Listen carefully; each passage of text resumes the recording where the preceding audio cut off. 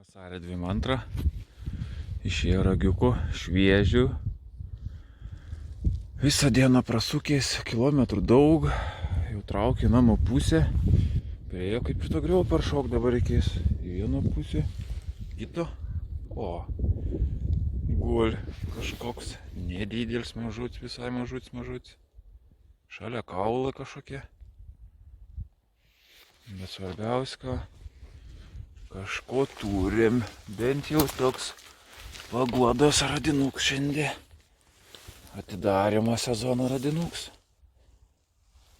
Toks va, įla.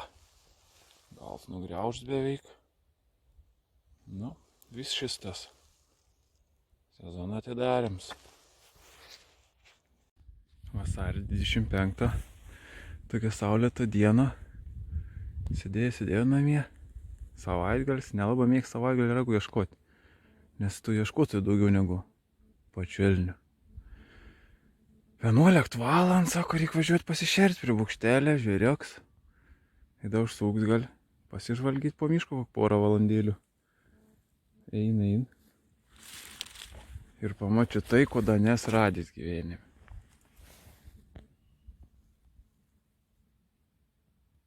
Elnio galvų su visais ragais. Elnio galvos dar nesradys. Danielę buvo radys. Briedžią buvo radys. Bet elnio dar nebuvau.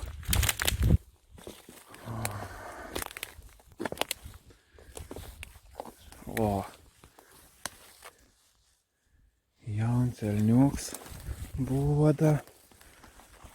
2 šakos nulaužtos. Ir kaip tik nepasiėmė peilio, nes atėjo be kuprinės ir be nieko. Kaip reiks parsivelgti, nežinau. Nu ko, bandam traukt lauk.